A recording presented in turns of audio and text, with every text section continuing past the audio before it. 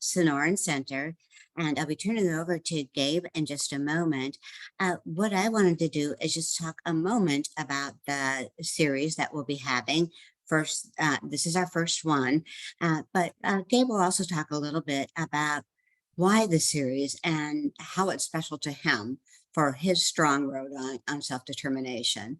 So what we really wanted to do and what people have shared with us is that it's about my life anyway, right? And so what is it I want for my life? And we thought we would do it through the lens of employment because people have talked to us about that.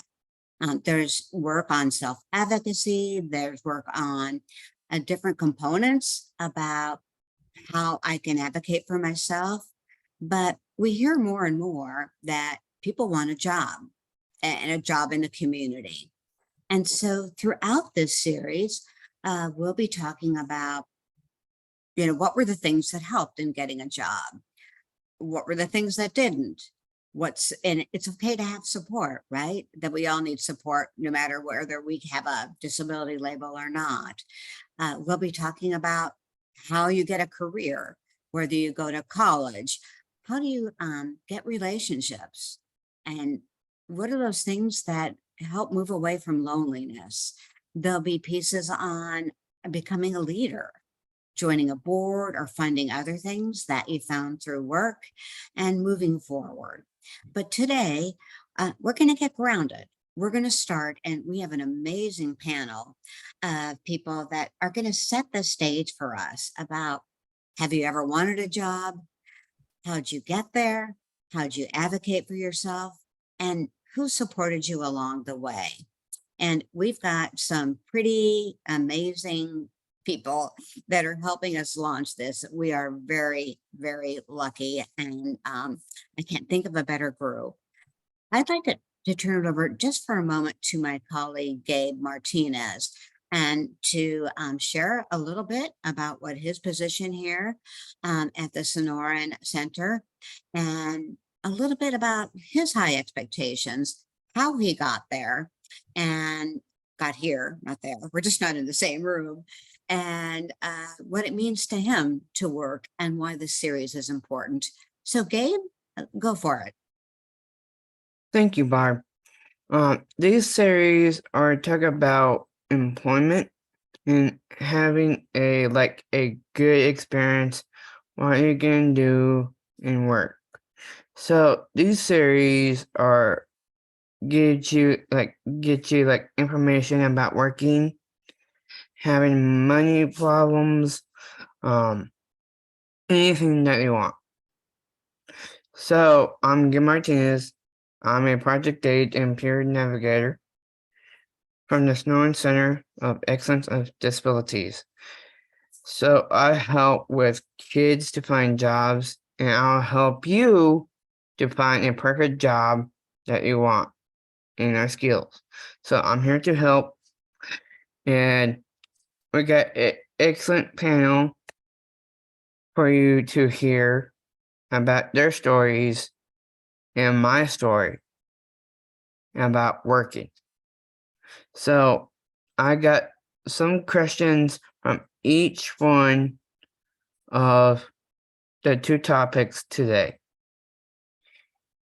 and that I can share those questions to you to answer to my questions. If you have anything you have to share, go ahead. Don't be afraid. Be comfortable, get to know each other, and have a good experience and good working relationships. Gabe, that's perfect. I think your message is that we're here to help each other. We're here to develop relationships, and that Gabe, as a peer navigator, is someone that helps build those relationships over time, and that you'll be lucky enough to get to know Gabe. He's got a lot of good connections, and he's got good advice for people that run into barriers, and good advice for how to make yourself feel strong and engaged. And he's got, Gabe, you've got quite a story as well. And in our next webinar, he'll be one of the featured speakers. So thank you. And we want to take the time now to move to our speakers. They'll be introduced one-on-one. Each is phenomenal. And without further ado, and so please stay with us for the whole webinar. It will just build upon each speaker, and then there'll be time for questions at the end. I'd like to start with Tom from STARS, and I've never pronounced his name correctly, despite having looked it up on Google and everything else. So Tom, would you please start and tell a little bit about your program, your strong beliefs, and how you support people. And then that will provide a platform for talking about some people that you have here today and their supporters, Jeff and Eric, and moving forward to a goal, a dream, a change, and choice. So Super. thank you, Tom. Thank you, Barb. I appreciate it. Gabe, I feel comfortable already to go ahead and speak. You gave me a warmth and a comfort, so thank you. I appreciate that. My name is Tom Kowalczyk. I'm the STARS manager of the Competitive and Integrated Employment. Basically, March of 2020, COVID hit. We had to close all our group-supported employment, our center-based employment, warehouses and enclaves. And so we had to think of different ways to go ahead and provide employment for our participants. And one of the things we found was employment first. So we created a employment first initiative. People get hired first. We support them on the job, and they go ahead and be successful in their business that they're at, feel empowered, feel part of the team, and think about what they want for the future. So it's very, very close to my heart. I have a couple people that are we have in our competitive and integrated employment program, and I'm excited to go ahead and share with you a little bit about them and go ahead and they can share their story with you. Basically, an employment first is the way Arizona is going. We need to look at that. We need to go ahead and be able to find the providers that are going to go ahead and support this initiative that's going through the state. I'm happy to say that STARS is one of the first providers for that. And believe me, we're still learning, but we're improving all the time. We have had great success with the one-on-one coaching from our job placement coordinators. Everybody would say job coaches, but they're job placement coordinators that work one-on-one with the new job seekers to empower them, to be able to go ahead and give them focus on the future, where they want to go, because it's up to them. You know, Eric and Jeff, I'll introduce you to, and they had a choice where they wanted to work. They had a choice to go ahead and want to go ahead and step outside their comfort zone. They made that choice and had the support and still have the support from STARS and their support team. Working with VR, vocational rehab, and DDD together is very, very important to continue to do that. So I'm just going to go ahead and start with the intro to Eric. Eric was in the STARS CBE and GSE programs for over 5 years. I'm going to interrupt because we have people from multiple states. Okay. We all pride ourselves on our acronyms. Oh, So if you could please translate some of what will make perfect sense once you describe what those are. right. And thank you, Barbara, for letting me know that. So the STARS has a CBE program, which is center-based employment. GSE is group-supported employment. So center-based employment is basically a sheltered workshop where they go ahead and get the training, work. They get paid for piece work for every piece they got. Arizona is going to be phasing out of that in a couple years. And so they're looking into, really going on the employment first model. The group supported employment is an enclave, a group of participants going to that business and working in an isolated group. So they could still be in the business, but their group is kind of segregated from others. They're still working out there, but they're still kind of put off to the side. They have their job coaches there and everything. The thing with our group supported employment, even before we closed them, is that they weren't getting hired. It was easier for the grocery stores to go ahead and pay the group of participants, minimum wage and be able to go ahead and get more work out of paying that kind of money. So they weren't getting hired. So we developed implemented the employment first model. So with that, Eric, in his center-based employment program, he learned how to work with others, follow directions, ask for help when needed. The group supported employment. He was working on getting to work on time, making sure he has focus and asking for help. Eric did have some initial struggles with some anxiety, but he was able to overcome this with the support of the STARS Competitive Integrated Employment Program. He found a job at Canteen, has been working there for 2 years now. So Eric, can you kind of explain the center-based employment warehouse working for Piece Rate? How did you feel about doing that? And you told me about making, you cleaned, what is it, the remotes, and you had a record of that? And can you please introduce yourself, or if somebody supports you in introducing yourself? Yeah, I can do it. So this is Eric Grostefan, and I am here to help him out today. I'm Jason Streichman. I'm the case management coordinator for the Competitive and Integrated Employment Program here at STARS. And it's my pleasure to introduce Eric and to speak today for today's panel. So, okay. All right, what was the question? So Eric, when you were working in the center-based employment, you're working for Piece Rate. Now you cleaned something and you had the record for the amount of pieces that you cleaned. What was that? They were remotes. And what did you have to do with those remotes? I had to check them, take the batteries out if they were good or bad. It's been forever. It's okay. You know what? That's pretty much the gist of it. And I How have much did you get paid for that? $17 for that day. 17 And how many did you do? How many of those did you do? 4,000. So 4,000 remotes that you cleaned and took the batteries out, you got $17. Okay. And that was a big accomplishment. You did a great job.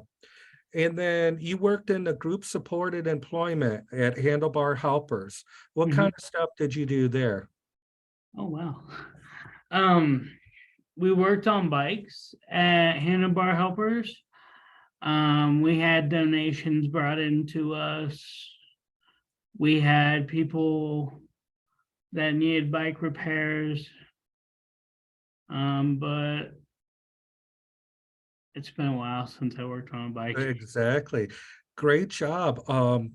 So when you were working at the center-based employment and the group supported employment, you're thinking of the future. What do you want to do with your life?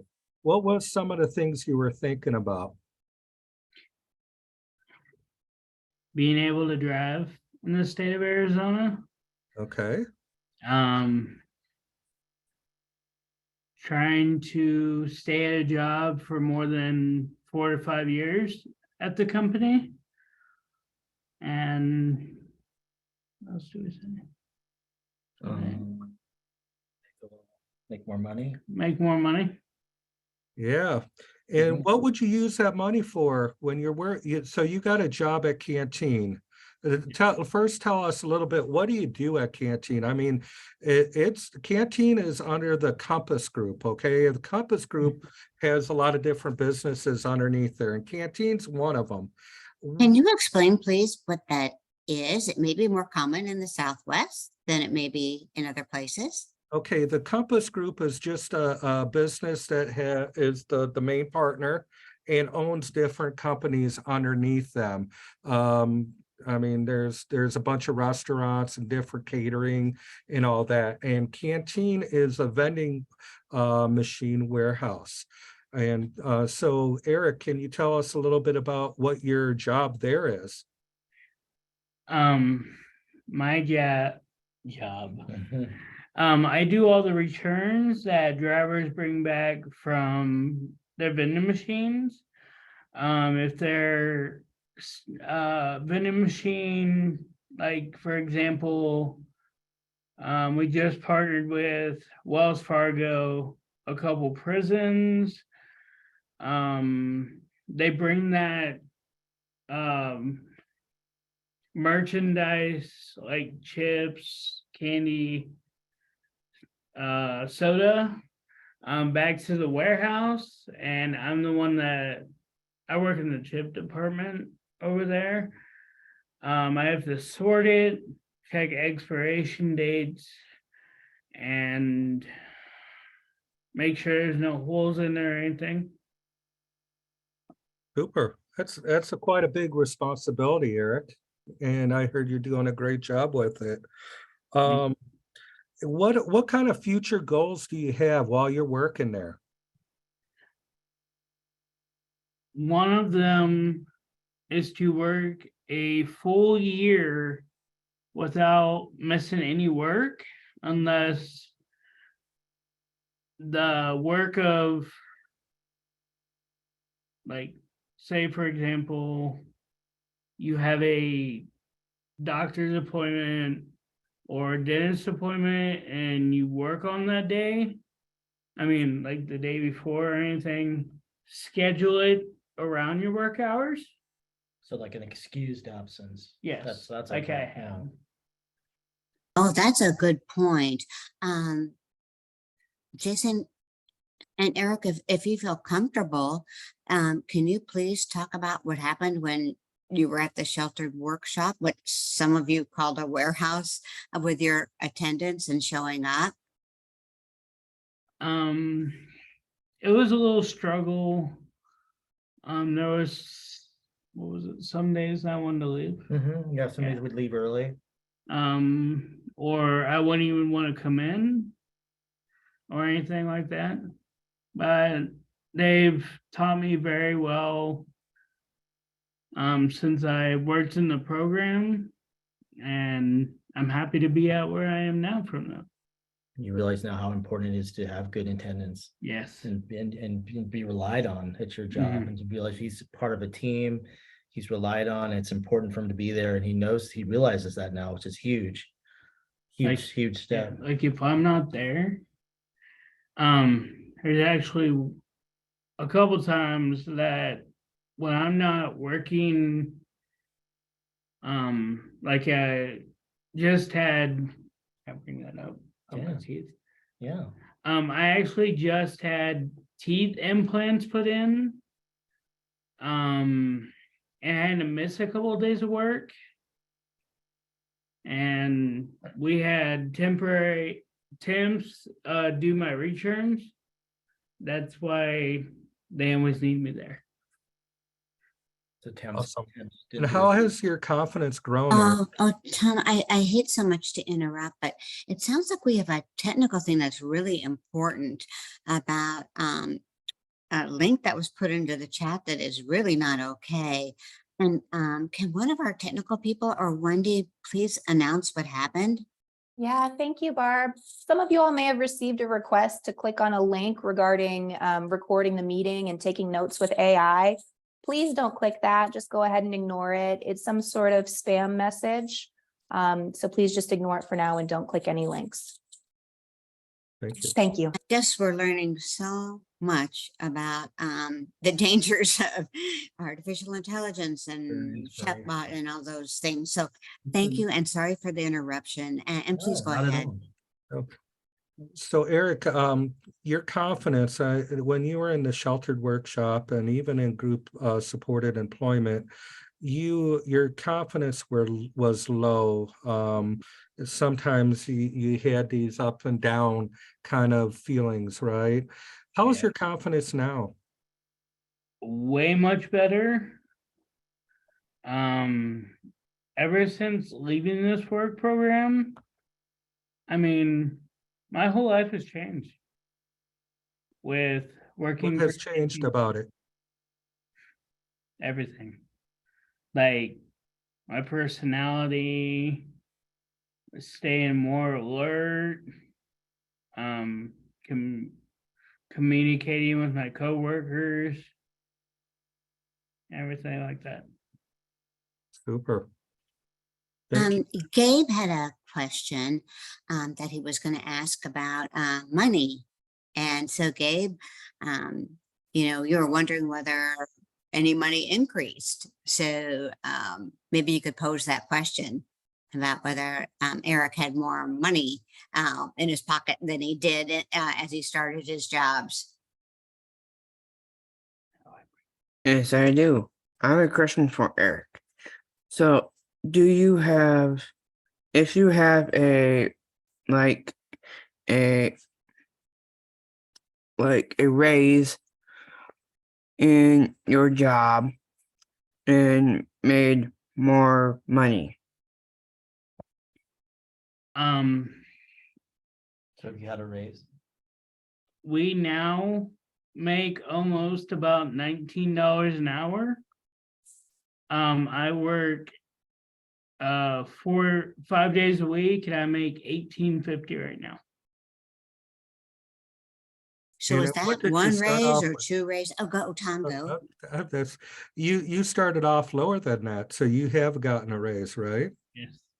I've Okay. actually, speaking of raises, I had a $500 bonus when I first started there.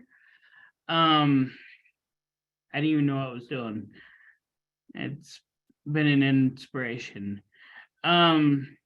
Someone fell at where I work and no one else was around. And I stopped what I was doing and I called the manager right away saying, hey, this person fell. Everybody stopped what they were doing, and about my first paycheck, I made about $900 Oh, and a $25 gift card Mm. for helping that person out. And then didn't you find some money? Yes.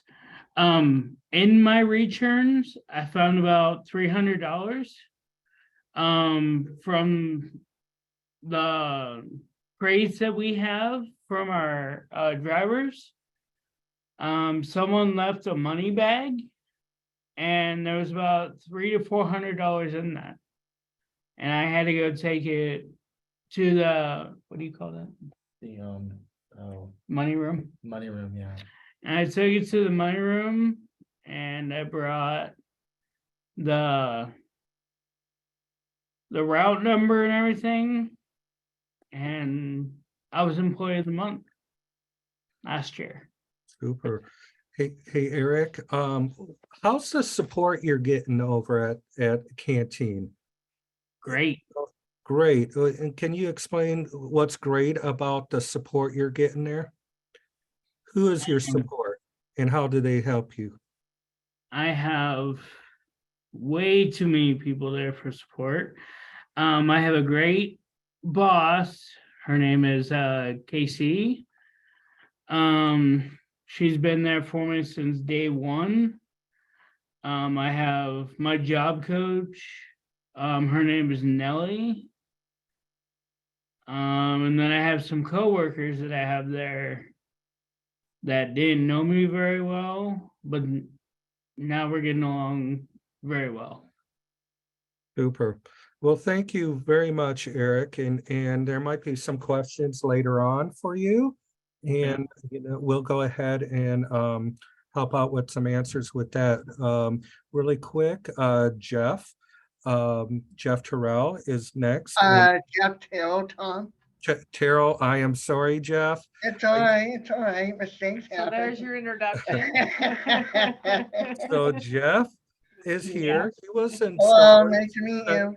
Center-based employment and the group-supported employment programs for over 7 years.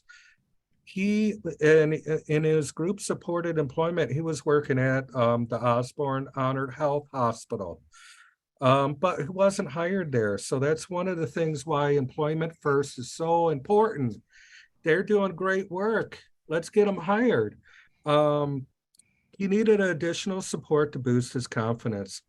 He had an opportunity to participate in STAR's competitive integrated employment program and gain employment at the Saguaro Hotel in Scottsdale. And it was one of the biggest ones until it changed and closed down, but he worked there. And then once it closed, he came back to STARS and said, hey, I need support to find something else. So now Jeff works at Safeway. So how you doing today, Jeff? I'm doing good. I'm off today, so I got some stuff to take good care of tomorrow. Good. And so when you are in the sheltered workshop, what kind of work did you do there? What? The work center. I used to do different jobs. I used to clean remotes, where if it's dirty or all the dust in there, and then cleaning and band the cords and cleaning adapter cords, different colors. And then I was in the warehouse for like 2+ straight weeks and learning how to sort different remotes and cords. Super. And the group supported employment, Honor Health Hospital, that's a pretty big hospital. What did you do there? Cleaning and surfacing hand sanitizers, and got promoted to do the trash and take it to sell utility. Right. And then you thought that you wanted more. You wanted more for the future. I remember talking to you, and I mean, you enjoyed it, but then we had to close down the group supported employment because of the pandemic. So you joined our competitive integrated employment program, and you started, what did you do in that program? And actually, I was your job placement coordinator in the beginning for a little bit. Remember that? And Yes, I worked on did, Tom. our discovery workbook. What kind of things did you find out about yourself? Learning how to become a better adult, learning how to take good care of myself and plus my mom, my brother, and learning how to stay focused and stay confident and look down on my work. And that's how I got the job. Awesome. Did you do any mock interviews? Did you practice how to interview? Yes, I did. I went over with my mom. Okay. And so your job at the Saguaro Hotel was the first job out in the community that you were hired at and you worked for. What did you do there? Had to pick up small pieces of trash off the ground in the parking lot. Had to look out for traffic because that was my number one safety of that. And you had to learn that, right? Yeah, and it was really hot that day, and then got a little overheated, but it was okay. And then had to drink a lot of water, and then after that, it was the last thing at my new job, and then after that, they closed down, and I got laid off. But I'm learning some new tasks and new jobs there. So when Yeah, you so- got laid up, sorry, just real Go quick. ahead. Sorry. So you learned what it meant to get laid off and that you had the confidence to come back here and ask for another job because your confidence was built. Is that right? Yes, it was, and my mom always helps me out, and no matter what people do, you always gotta help out yourself and learn how to get up early and do some other stuff. Right. So So when Scottsdale Saguaro Hotel closed down, how did you feel about that? it was sad. I really miss it. I really miss one my coworkers, and including my supervisor, Maria Coding, and um, learning how to stay positive and stay focused and stay confident. And so with that being said, you came back to Stars Yes. and you went through the program again. And what happened? What did you find? I found out that a guy named Jordan, he was one of the staff in the warehouse, learning how to put different coils without the color and within. And then after that, I started to getting better and better of it.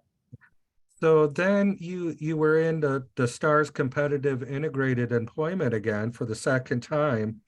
And it was Arnold that was working with you? Yes, he was. And what did you do with Arnold? Had to show him um, what can I do and what can I not do. Um, thank you, Chris. Anyways, I learned how to show him the ropes. So you Okay. were already confident when Arnold started working with you because you already had a job out in the community, right? Yes, I did. So then you and Arnold maybe kind of sat together and figured out what to do next Yes. and what maybe how did you come to thinking about Safeway? Safeway was my much closer home because my brother works there, and what I like to share with everyone is I feel confident, I feel awesome. I was looking out for traffic when I'm doing carts in the heat, and the heat can get to you. Especially in Arizona, right? Yes. And you learned And from your Jeff, first job I about just like to say your confidence has been growing and growing and growing. Even though you had a little setback with the Sorrel, it wasn't because of you. It's because that whole big company closed down. And believe me, you were doing a great job there. So you took that confidence that was building up to this other job that's at a Safeway, and you could do basically anything you want if you want to stay there. That's the great thing about the employment first model, is that they get to choose to go ahead and stay where they're at, or they go ahead and choose another place to go to, be able to make their own choices. And I think that's so special. Jeff loved the Saguaro Hotel. And then, you know what? He wanted to go ahead and work with his brother. And believe me, I was first going, oh no, two brothers working together. But you know what? You guys have hit it off, and you are shining stars over at the Safeway, and you're relied upon, and much appreciated there. So, Gabe, did you have a question for Jeff? Yes, I do. All right. Go ahead, Gabe. Shoot. Do you like your job? Yes, I do. I love my job very much, and I want to thank everyone for joining me, especially my buddy Eric. Um, Man, this is an opportunity for me to interact with you guys and show what's appropriate and what's not. So I'm all in with you guys. Gabe, I think you were gonna talk a little bit more on your question about what's really different that has Jeff really love his job compared to when he was in the work center to now. What were those things that you like so much more? So Gabe, maybe you could, ask that question and dig a little deeper. Right. If you like your job, will you stay with your job and to have that job for a while? So would you like to stay at this job and grow at this job for a while that you have right now? Yes, I would, Gabe. And the only reason I say that because my brother and I are like we look alike. And then the reason why I want to stay with that job because it's much closer to my new home that I'm gonna be moving into. Because gotta do what you gotta do, but you can't beat that. Thank you. Hey, Jeff, what is the difference between working at the center-based employment over at the sheltered workshop and what you're doing at Safeway? The difference is between self-employment and being out in the community services. It's two different things. First, you need a job coach. Second, you gotta be able to work independently and not like get overconfident in what you're doing because you always gotta be aware of what's going on. And you also gotta talk to your coworkers nicely and not like being mean or something, but you gotta talk nicely, treat your job coach the way they want to be treated, treat everybody the way they want to be treated. And most importantly is gotta watch out for traffic because it is crazy out there. So Thank that's you. my advice Thank you, to all Jeff. you guys. Now, what the one thing I do want to say is that with the employment first model, we have job coaches, or we call them job placement coordinators, with them from the beginning, one-on-one, all the way to the point of phasing out. We do a phasing out assessment and show that they're independent enough. Can they get to work on time? Can they clock in and out? Are they able to go ahead and know to where to go to for help and all that? And so with that being said, Jeff is at the later stage of phasing out with his job coach or job placement coordinator. And that is showing the end goal being independency. And that's where they have a self of accomplishment through that. So thank you very much. Oh, one more thing I want to share with everyone.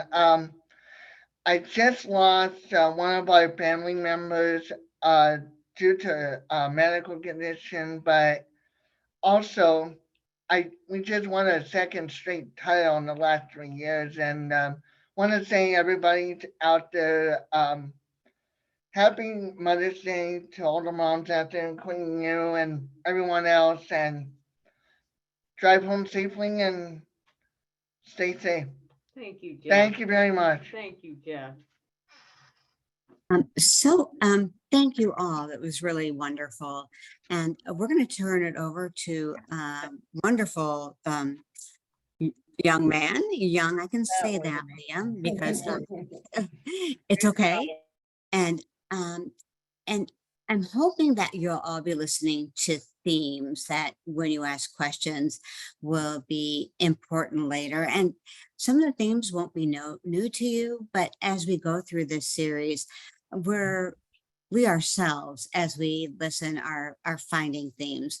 And one is early expectations. And as you listen to Gabe in the next webinar, he's always had early expectations, but you can see through stars and the supporters that there isn't a readiness model. People can work, people will work and that there's so much of a belief that it's more than you just have to ask.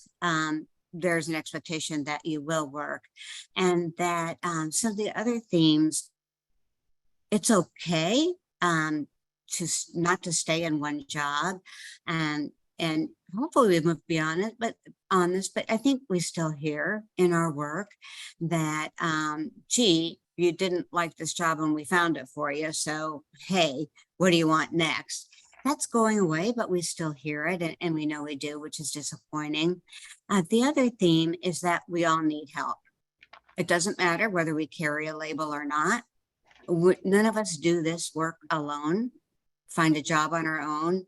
And another theme that we hear strongly from Stars and from Eric and from Jeff is that it's the job I want, not that there's an opening.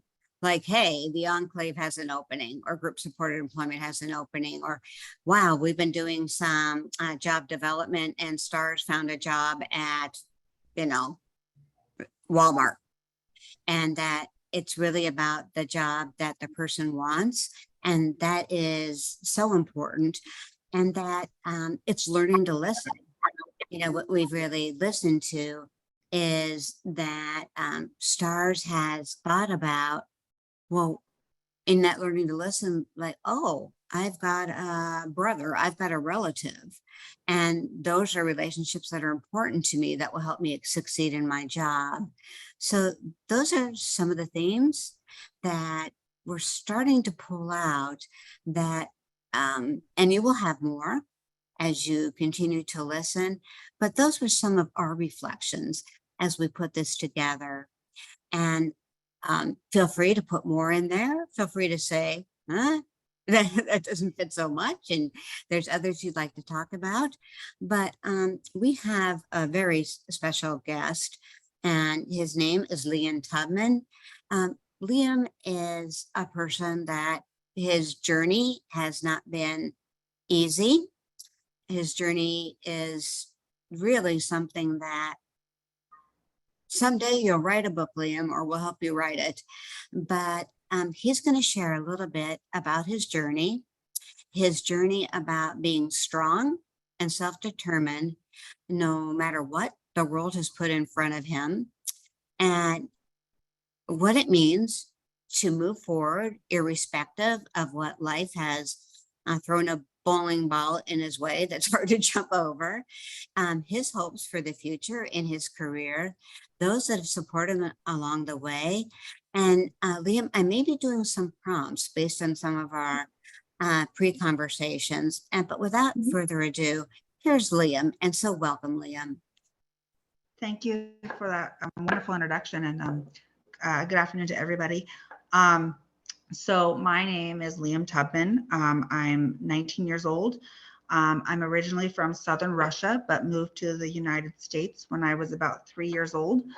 I was born very early than expected, and it was Russia during the early 2000s, so things weren't great. And so I was quickly placed into foster care.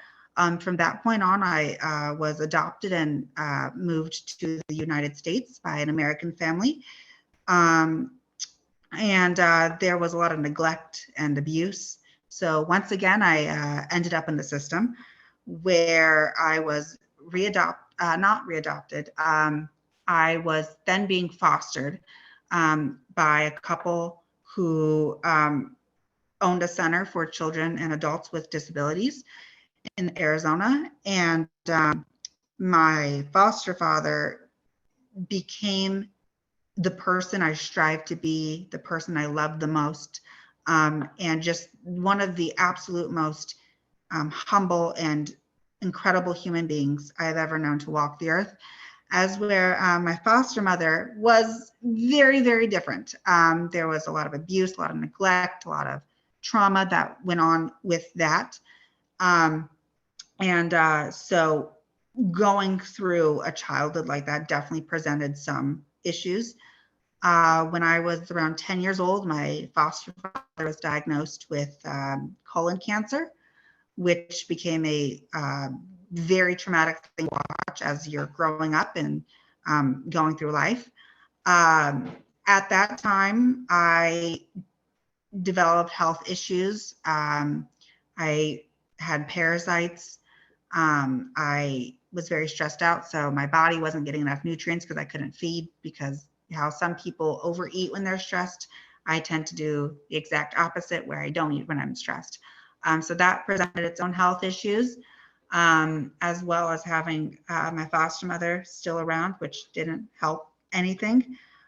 So I kind of went through life at a very rapid pace, never really getting the chance to sit down and enjoy what life has to offer.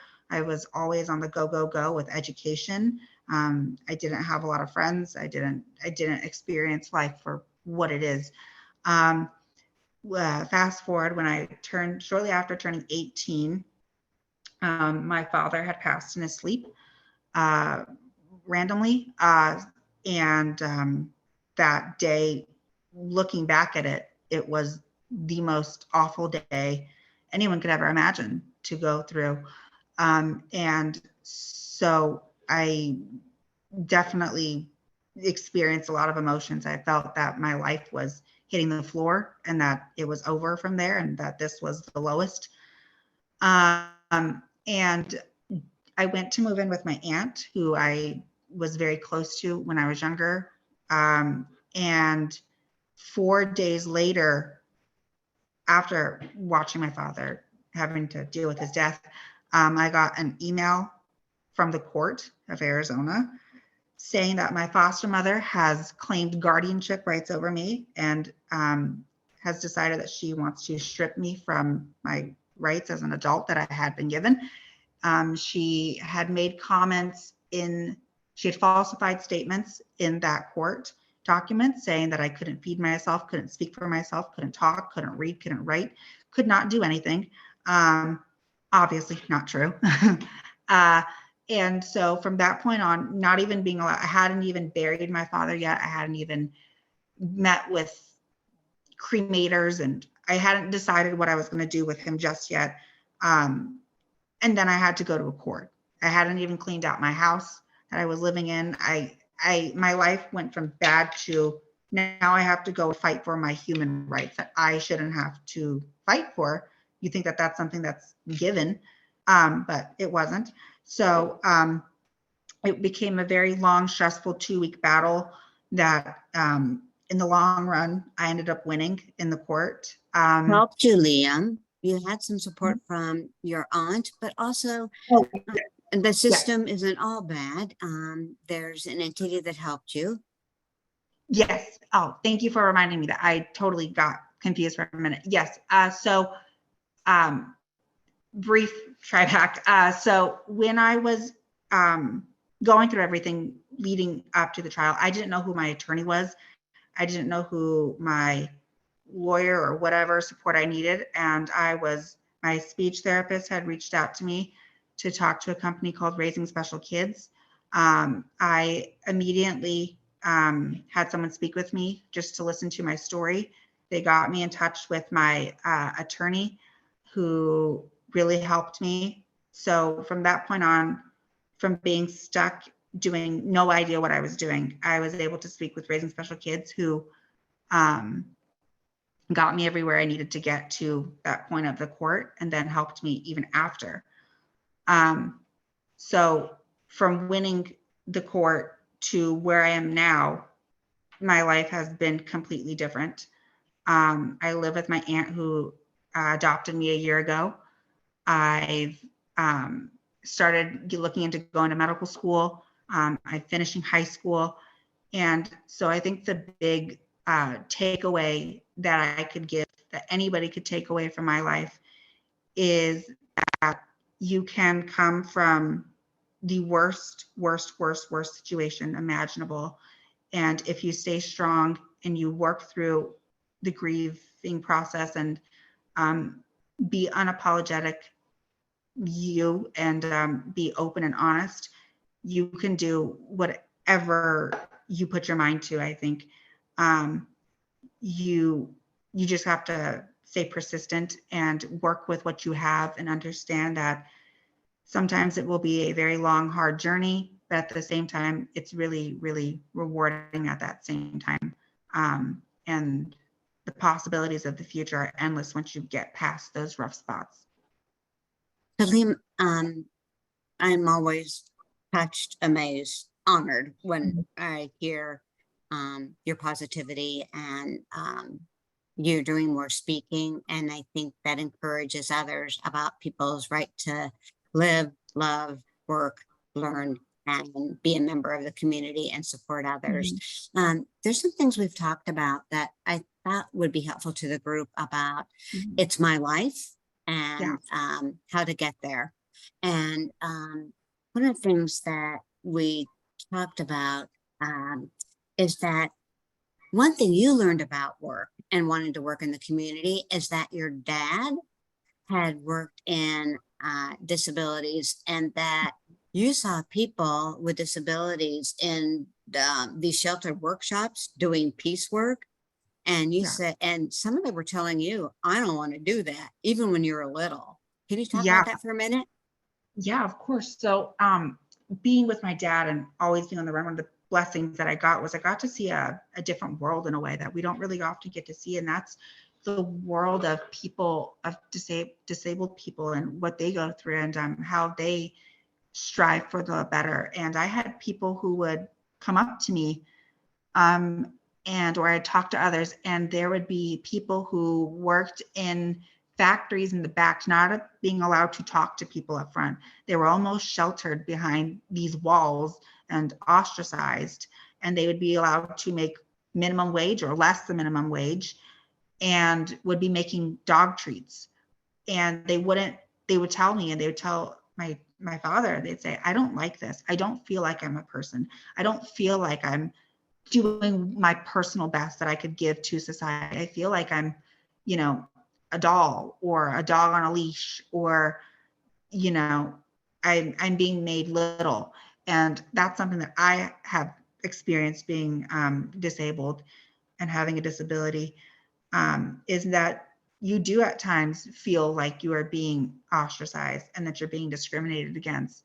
And knowing that there is stuff like that out there, where there are jobs and workshops and factories that are doing these such things, is very heartbreaking. And I think it's so important that people speak out against that and know that they're personally worth more than what they're being handed, and really going for that bigger opportunity and what it means to be an honorable member of society. And it doesn't take much. You just have to be given. And I told Barbara the first time we met that it doesn't take a lot to give people the hope that they need. They just have to have a little bit of hope and just somebody in their corner willing to watch them succeed.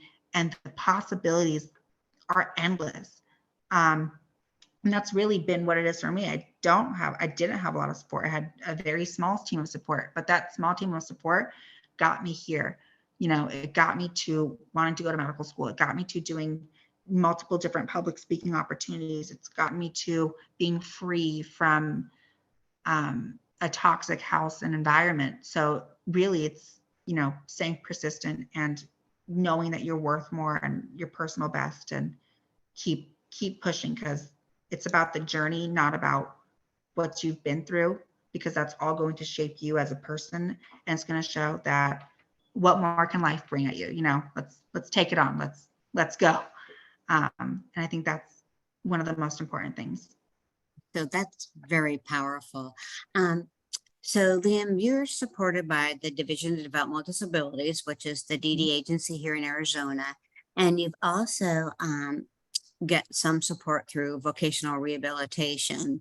You've got a good attitude about that. When some people, and if you're from Voc Rehab here, apologies, right? All systems have their ups and downs, but you have a perspective on what Voc Rehab could offer you that you could not do on your own, in terms of your career goals. And perhaps you could talk about that for a minute.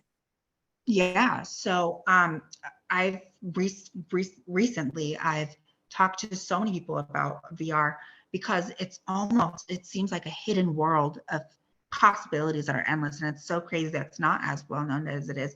So essentially Voc Rehab stands for, I actually forgot what it stands for, so I guess I can't really tell you that.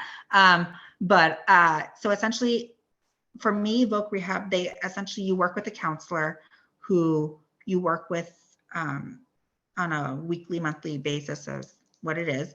And they kind of help you learn job skills. They give you opportunities to learn new job skills, as well as at the same time as they're going to help put you through college.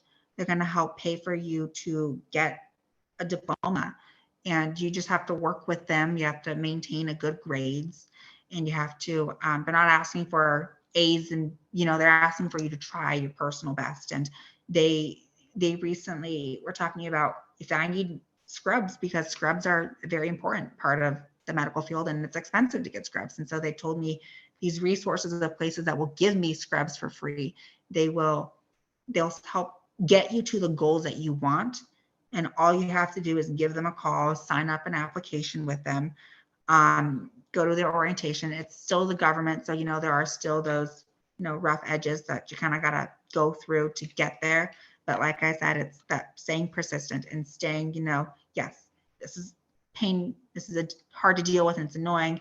But at the same time, it's so great and so amazing that I can't let it go, So it's about, because all life is going to have that aspect of this is hard. I don't want to do it. But, it's about that end journey. It's about really what you want, because I can't pay for medical school on my own. But having an opportunity to have someone help me get there, is incredible. And I think that more people should take advantage of that and use that, because it's so great because no one wants to pay student loan debts, right?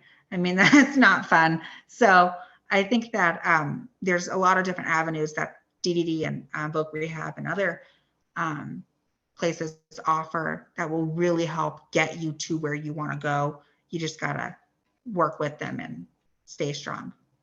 Yeah. So what I took away from you when we talked was, yeah, some of these systems are not the happiest place for you, but if you Mhm. stay persistent and you keep a positive voice, you've been able to move forward. I had one other question before we started moving into um, the other panelist questions. I think they had some questions for each other before we go to the whole group. And you've talked about wanting to be a phlebotomist. Yes. That's really important to you. But that's not where it ended. You had some thoughts about advocacy for others. And can you talk about what's important to you, where you want to contribute back to the community? Yeah, of course. So obviously, my voice, I believe everyone has a voice and everyone has a voice that's so powerful. But I know so many people, and I've met so many people along the way that don't have a voice and feel like they're being left out. And confidence isn't something that everyone has, unfortunately. And so I think that sometimes people need someone in their corner who understands what they've been through, who lived what you went through, and is willing to fight for you in every way possible. And that's really where my advocacy journey has really taken me to, is, I want to help foster children who are being felt unwanted and feeling like, where am I going to go? I want to help people with disabilities fight for the rights that they deserve and the jobs that they want, and the goals that they want to aspire. I want to help people born in foreign countries from all over the world help feel like they're being represented and they're getting the help.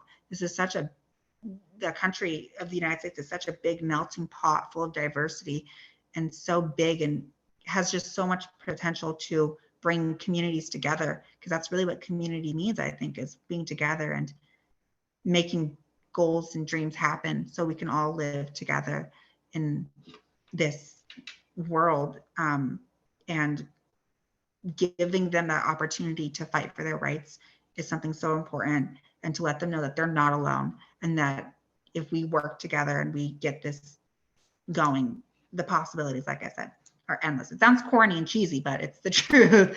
And so I think that's really where advocacy takes me, is helping all those people who deserve a chance to succeed. Everyone deserves a chance to succeed. So that is Liam. And we're going to go to questions soon. I want to bring up some serendipity. And that is when we were all talking, getting ready for our webinar with you.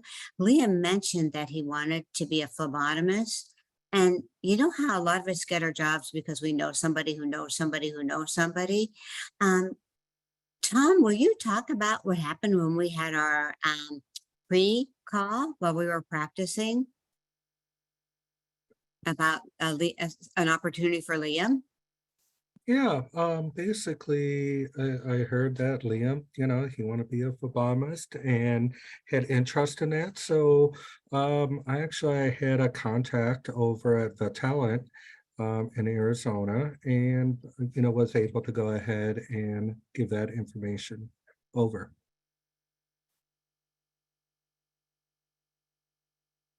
Thank you so much.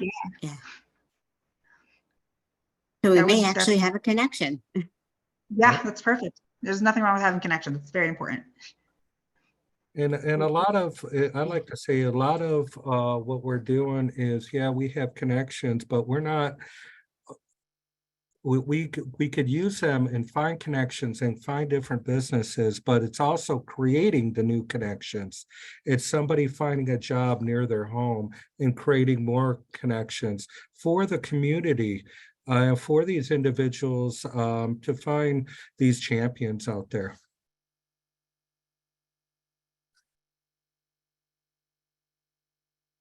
So with that, we want to leave plenty of time for questions. Some of the panelists may have time, questions for each other. Some of us at the Sonoran Center may have questions for some of the panelists, but we thought there may be a lot of questions just to open it up. And it's best to, and I think I'm right, Lizzie, for them to be best done through the chat. Yes, by all means, the chat is open, so feel free to put your questions right in there. And it can be questions, it can be thoughts, it can be observations, or anything else you would like to share. You have an incredible panel here with us. I did want to say real quickly, Jeff had to leave, but he wanted me to tell you all goodbye and thank you very much. And he appreciates everybody's stories. We were glad to have him. Yeah.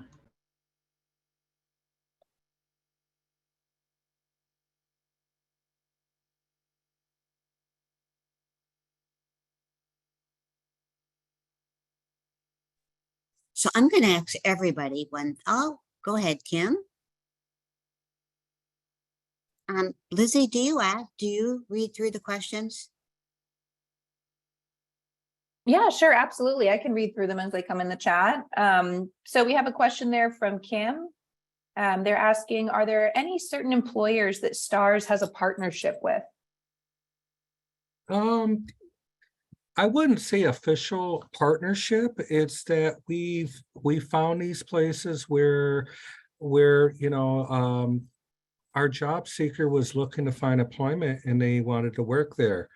And throughout that, they become champions. So in that manner, then, you know, if we have somebody with the same wishes to go to that job, then we do kind of have a partnership where we have a contact to go ahead and go through. But as our group supported employment, when we had those, we had partnerships with Honor Health, Chick-fil-A, and all that kind of stuff. This way, it's more individualized.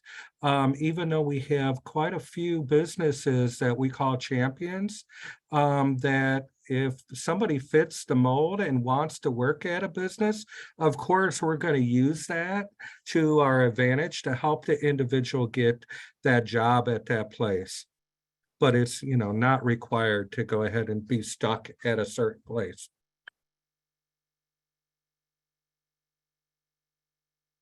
It looks like we have another question here from Trinae. Could you explain job coaching to me?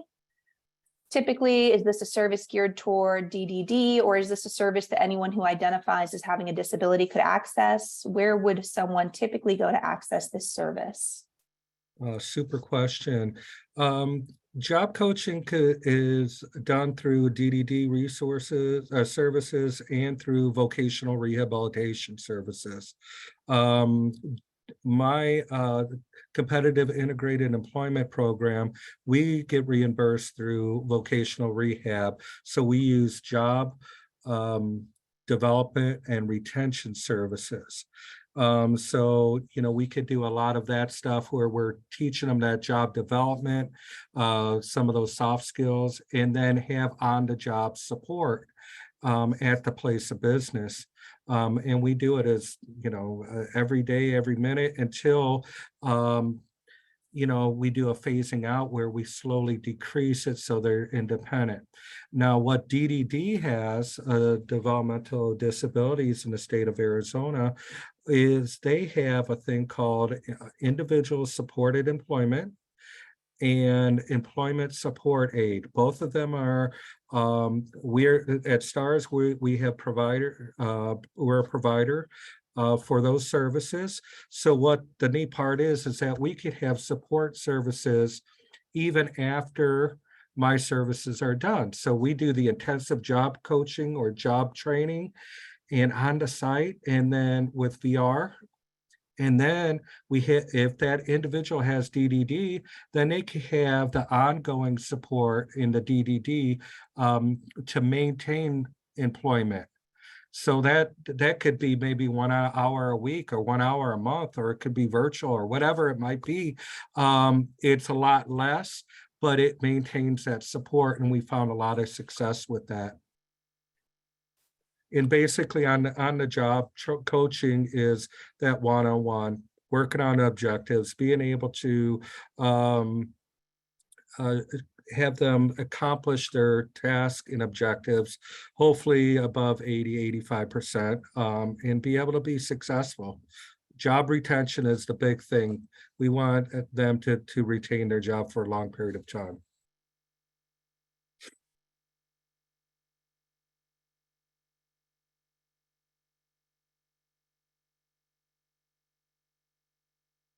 So this is Barb, and I wanted to provide some additional information about here in Arizona, and also available through most states in the country. And so there's some different supports if somebody has a different diagnosis, and so it will depend. So if your loved one has different labels, and none labels are great, right? SMI, it's a serious mental illness, or sometimes with physical disabilities, there's just different system that will provide that support. It may be called something different in your state. It may be called rehabilitation services. It may be called vocational rehabilitation, but each state will have some sort of support for people with a disability that are reaching to get a job. So you're gonna have to learn the term in your state.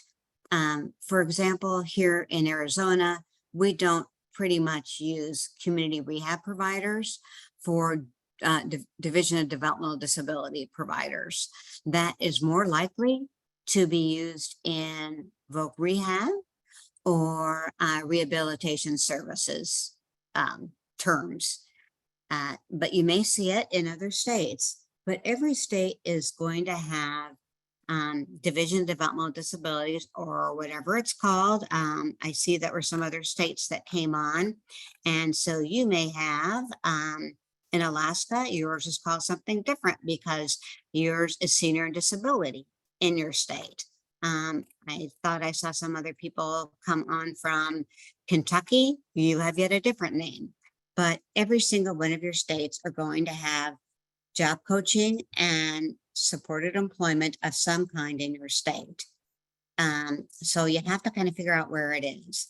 So also in each state, there's more than one provider than STARS. And STARS is an excellent example of a provider. And we're very, very grateful that they're here. And that's where they were chosen, because they've done such a nice job. But in every state, there are multiple providers that will provide some level of job coaching and ongoing support. So as Tom talked about, and others, that eventually some of that intensive support fades out, but it doesn't mean that you don't need support along the way. Hey, the job changed a little bit, or boy, I need a little support, something happened. And then the Division of Developmental Disabilities, or whatever it's called in your state, will have some ongoing follow along, which may be called something different in your state. Isn't that fun and easy?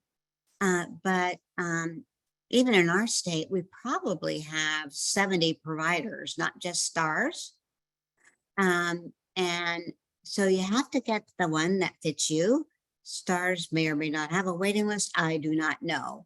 I'm not going to speak for you. And so you may also want one, and as has been pointed out, it was important to be able to get close to a job for some people. If you don't know Phoenix, there's 5.5 million of us here, spread out across 70 miles. You may want a provider that's a little bit closer to you. So as you look in your own state, you'll want to look at providers that best meet your needs and where there's a good match that might be closer to your home. So there's always going to be something that's close to being called voc rehab. And there's a contractor like Stars that may feel like a great fit. And there's going to be an agency within whatever it's called in your state, the Division of Development Services, or depending on your state, it may be DDD, that will do the ongoing follow along. Ideally, they work together to make it really smooth, but it doesn't have to be one agency or one place. So make it fit for you. And so given that, I see that there's a number of questions that are about Stars specifically. Go ahead and ask them, but no, Stars is not in Alaska, but I will tell you there are multiple service providers in Alaska, and every program is matched. The state puts in a certain amount of money, the feds match it. And it depends how wealthy or poor your state is, how much money is matched. So go for it with your other questions.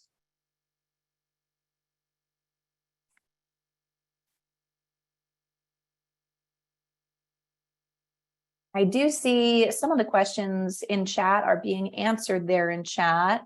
But we did have one question from Michael. Let's see, how supportive are families when their son or daughter want to transition from center-based employment or group supportive employment to competitive integrated employment? Yes, you know, a lot of times the families, every situation is different. Some families are really supportive. Some are scared. Some are confused and doesn't know what's next. How long did they have to take to get benefits and everything for them, you know, up to high school? And now all of a sudden in high school, there's nothing after high school. So, you know, it's, at least that I can speak for Stars, is that we make sure that our center-based employment is a training tool, nothing more, and to go ahead and move to the next phase.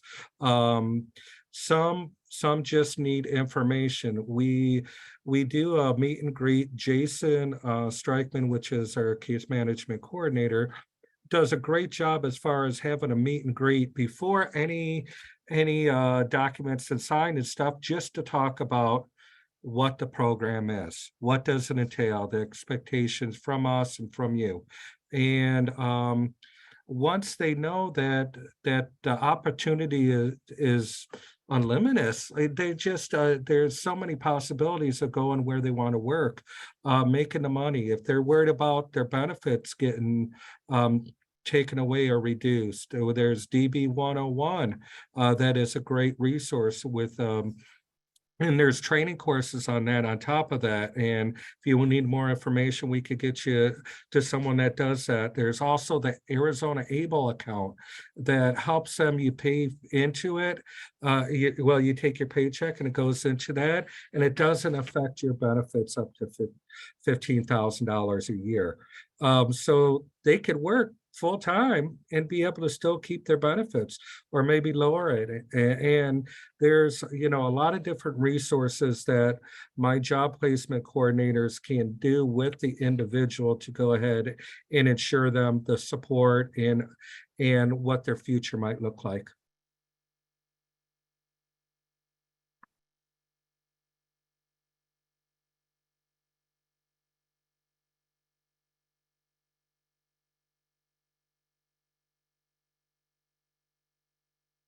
Wonderful, thank you. Barbara, did you have any additional questions you wanted to prompt the group with?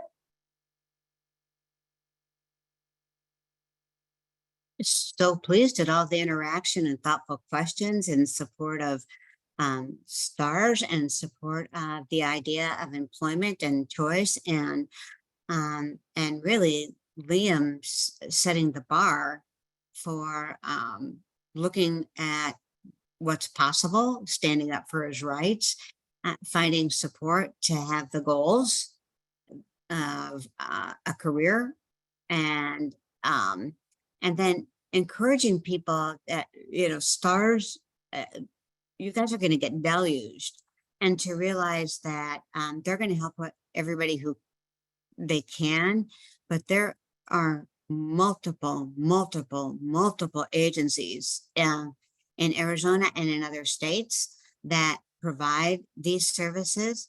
And I'm sure as Tom and everybody else get these calls at stars, that they may be able to say, not me. So they may be making other referrals. And we here at the center can help, with some guidance as well, as I know Tom and others will. There's some, we would be interested, if you feel like you can do that, with, if any of you walked away, and you can put in the chat, while you're sitting here, so you're not walking away, with any themes that you felt you heard today that we can build upon for some of these, the rest of our self-determination series. Our next one, we're going to be talking about moving forward and building upon our careers.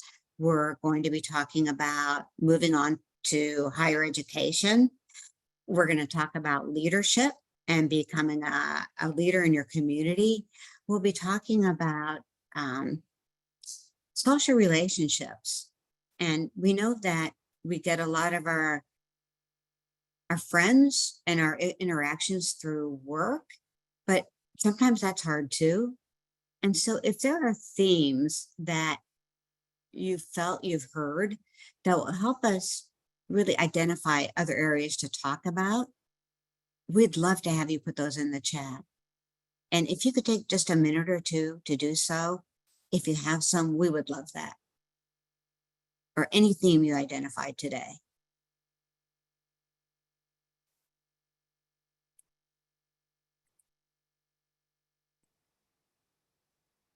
Thank you. Empower and autonomy, hope.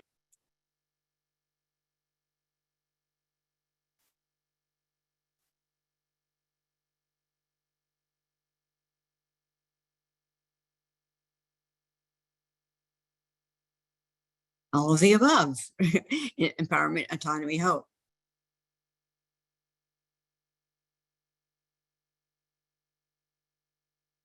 Yeah, Okay, those then. 3 words are definitely the 3 words that I live by, and I believe are 3 of the most important things when you are striving through goals in life: is autonomy, knowing what your body wants and what it's worth; hope, which is something we all need to go forward in life; and I think, what was the other word?